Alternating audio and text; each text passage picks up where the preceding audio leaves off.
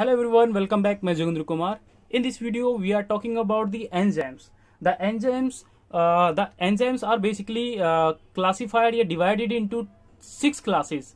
Okay, तो enzyme को 6 classes के अंदर डिवाइड किया गया है. किस बेसिस पे किया भाई? तो आप लिखेंगे on the basis of reaction catalysed bye them, कि उनके द्वारा जो रिएक्शन कैटेलाइज की जाती है उसके बेसिस पे. तो 6 क्लास में क्लासिफाई करना, वो क्लास कौन सी है वो देख लेते हैं. तो एक निमोनिक्स है, देयर इज ए ओथ लिल, द OTH ओथ LIL लिल.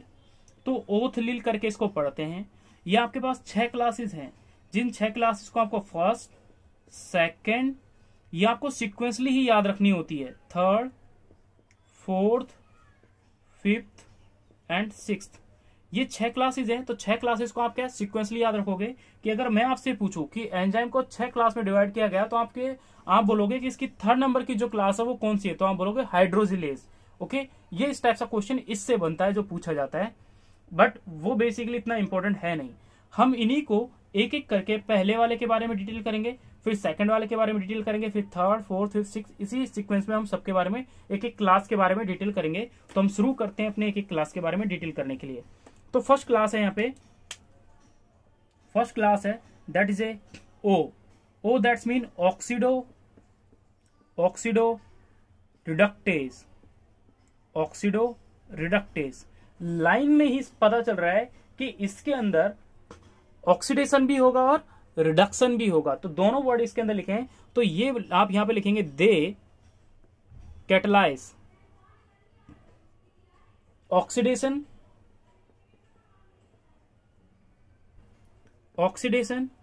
And reduction. तो इनमें ऑक्सीडेशन भी होगा और रिडक्शन रिएक्शन प्रोसीड होता है. दैट इज, इसका मतलब क्या है कि रिमूवल ऑफ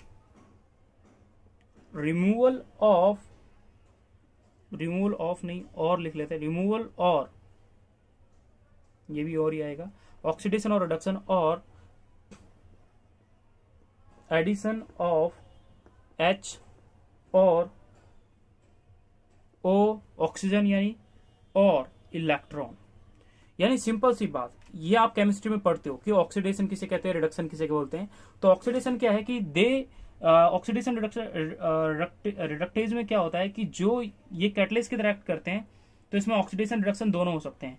और ऑक्सीडेशन रिडक्शन को डिफाइन करने के लिए हम काफी अलग अलग डेफिनेशन को यूज करते हैं. कि रिमूव होना या ऐड होना, किसका, हाइड्रोजन के ऐड होने को आप बोलते हैं रिडक्शन, हाइड्रोजन के रिमूव होने को बोलते हैं ऑक्सीडेशन, ऑक्सीजन के ऐड होने को बोलते हैं आप रिडक्शन, ऑक्सीजन के रिमूव होने को बोलते हो आप रिडक्शन, और ऑक्सीजन के ऐड होने को बोलते हैं आप ऑक्सीडेशन. इलेक्ट्रॉन का अगर ऐड होना होता है तो उसको बोलते हैं ऑक्सीडेशन, और रिमूव होना होता है तो उसको बोलते हैं रिडक्शन. तो इस टाइप से क्या है कि ऑक्सीडो रिडक्टिव टाइप से ये रिएक्शन कैटलाइज होती है. ठीक है, तो पहली आपने पढ़ी ऑक्सीडो रिडक्टेज. इसको समझने के लिए अब सबसे इंपॉर्टेंट क्या है, एक एग्जाम्पल ले लें. That is your nitrite. ये कंबाइन करता है NAD plus, okay, plus H2O. यहां पे नाइट्रेट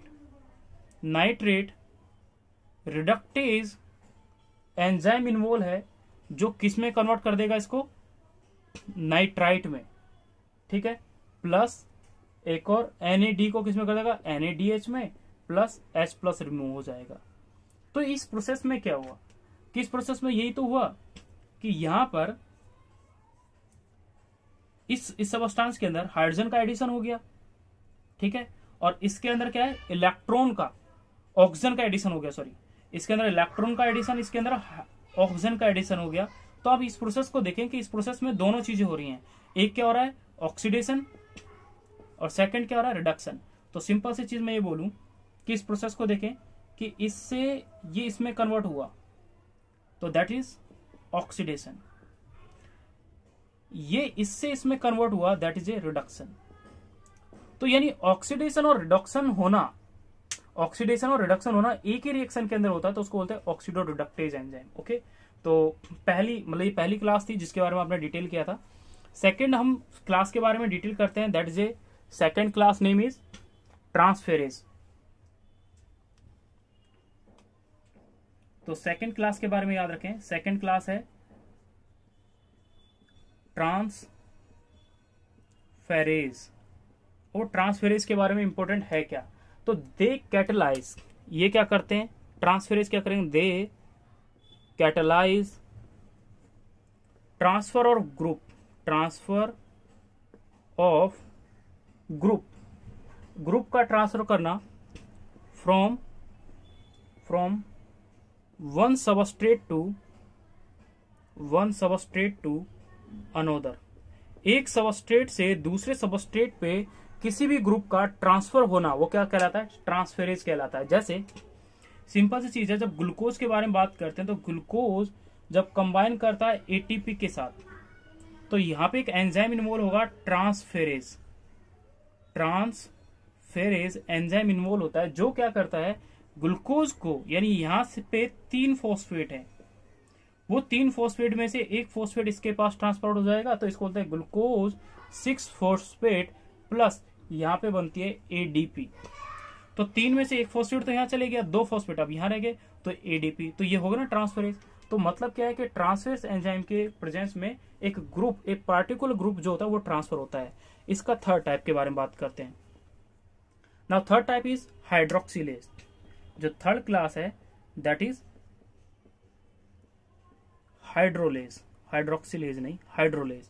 हाइड्रोलेज क्या है कि दे कैटलाइज, हाइड्रोलेज में क्या होता है, दे कैटलाइज, हाइड्रो से मतलब क्या पता चला, पानी, यानी कोई भी चीज, लेज मतलब होता है ब्रेक डाउन, यानी दे कैटलाइज ब्रेक डाउन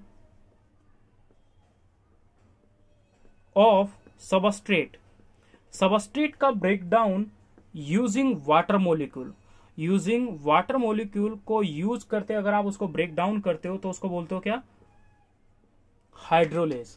ठीक है, अब इस चीज में है क्या, जैसे देखें समझने के लिए example, C12H22O11, you know about that is a sucrose.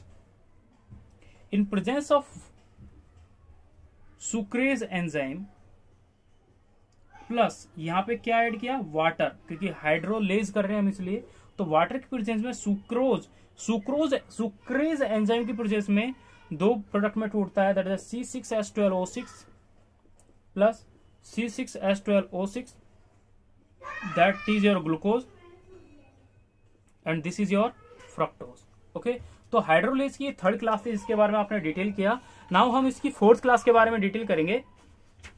The fourth class is that is a lies. Okay, तो थर्ड क्लास हमने बात कर ली एग्जाम्पल के साथ। फोर्थ क्लास के बारे में क्या होता है, फोर्थ क्लास के बारे में देखते हैं। Fourth class that is a lies. Lies ये क्या करेगा, ये इसका काम होता है, ये कैटलाइज करता है किसको, ब्रेक डाउन ऑफ, और ब्रेक डाउन करना और union of substrate without using water molecule. Just इससे पहले वाले में हाइड्रोलेज में आपने पढ़ा कि उसमें सिर्फ क्या होता है, ब्रेक डाउन होता है, ये यूनियन है, जुड़ना, मतलब कि किसी भी लाइज का काम क्या होगा, ऐड करना 2 कंपाउंड को। जैसे हम कभी डीएनए के ब्रेकडाउन की बात करते हैं तब भी इसको यूज करते हैं, तो ये एक इंपॉर्टेंट है इसके बारे में कि ये दोनों चीज कर रहा है, ब्रेक डाउन और यूनियन करना किसी भी सबस्ट्रेट को विदाउट यूजिंग वाटर मोलिक्यूल। लेकिन जस्ट आपने हाइड्रोलेज में पढ़ा तो वहां पे क्या पढ़ा था, वाटर मोलिक्यूल को यूज करते हुए ब्रेक डाउन ही किया जाता है, ऐड नहीं किया जाता। इस चीज को आप याद रखें। तो दूसरा क्या है यहाँ पे, इसका एग्जाम्पल कि फ्रक्टोज 1,6-बिसफॉस्फेट या डाइफॉस्फेट को एक एंजाइम यूज करते हैं जहां आप ग्लाइकोलाइसिस करते हो, वो एंजाइम होता है एल्डोलेज। उस एल्डोलेज में ये चेंज होता है, किसमें, 2 प्रोडक्ट में चेंज होता है। दैट दो प्रोडक्ट जो होते हैं उनका नाम है glyceraldehyde three phosphate, glyceraldehyde three phosphate plus dihydroxy acetone, जिसको सिंपल भाषा में समझने के लिए बोलता है DHAP। ओके, और इसको बोलते हैं ग्लिसरल्डिहाइड,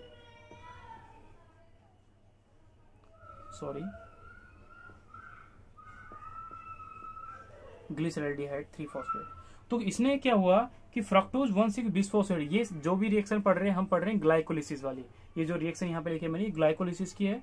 तो ग्लाइकोलिसिस में होता है क्या है, जब ये प्रोडक्ट कन्वर्ट होता है एल्डोलेज एंजाइम के प्रेजेंस में, तो ये इसमें चेंज हो जाता है, 2 प्रोडक्ट में चेंज होता है। फिर यहाँ से आगे प्रोसेस ग्लाइकोलिसिस प्रोसेस कंटिन्यू रहती है। ये आपने 4th पढ़ा।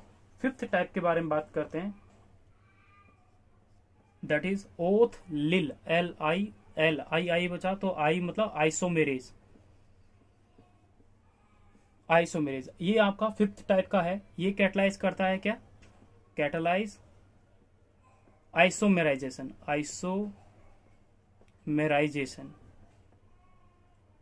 आइसोमेराइजेशन जो रिएक्शन होता है उसको ये प्रोसीड करता है। इसका सिंपल है समझने के लिए, जैसे क्या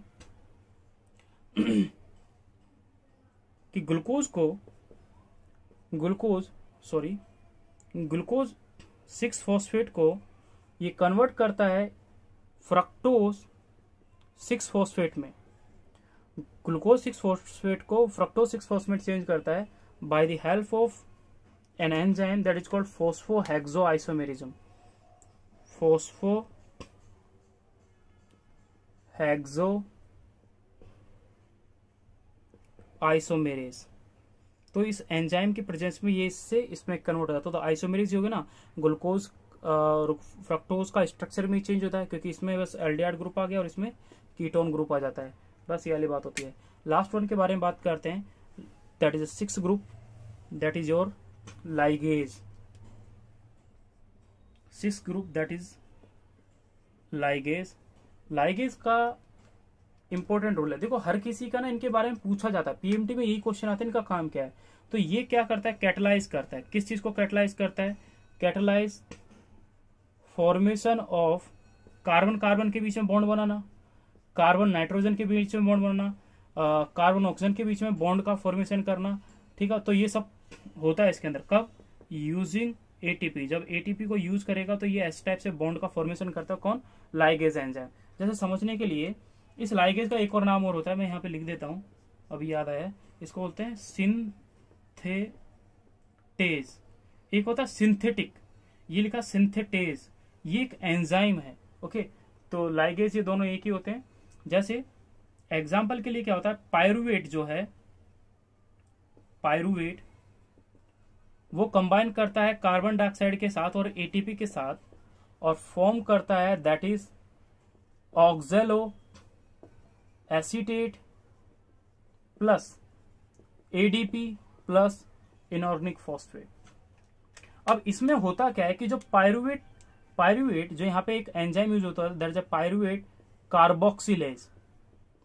पायरुवेट कार्बोक्सिलेज एक एंजाइम यूज करता है जो क्या करता है कि बॉन्ड का फॉर्मेशन करता है। किसके बीच में, पायरुवेट और कार्बन डाइऑक्साइड दोनों कंबाइन करेंगे तो ऑक्सिलो एसीटेट का फॉर्मेशन होता है। क्योंकि ये जो कंपाउंड है ये 3 कार्बन कंपाउंड होता है और ये जो है ये 4 कार्बन कंपाउंड होता है। तो इसके साथ जब एक 4th कार्बन का मॉलिक्यूल ऐड हो जाएगा, तो 4th नंबर का कार्बन मॉलिक्यूल जब इसके साथ अटैच होगा तो ये ऑक्सिलो एसीटेट का फॉर्मेशन करेगा bye the help of formation of pyruvate carboxylase enzyme. तो ये आपने 6 क्लासेस के बारे में बात करा जो कि एंजाइम की इंपॉर्टेंट थी, जो आपके नीट में जिनकी डेफिनेशन जो है वो इंपॉर्टेंट है। तो आपको डेफिनेशन के बारे में हमेशा याद रखना है कि इनकी डेफिनेशन हमेशा नीट के लिए क्वेश्चन है। तो अगर आपको इस टॉपिक में अगर अभी भी कोई डाउट है तो आप मेरे को कमेंट बॉक्स में लिख सकते हैं। और अगर आप हमारे चैनल पर नए हैं तो प्लीज चैनल को सब्सक्राइब करें, कमेंट करें, लाइक करें और शेयर करें। Thank you.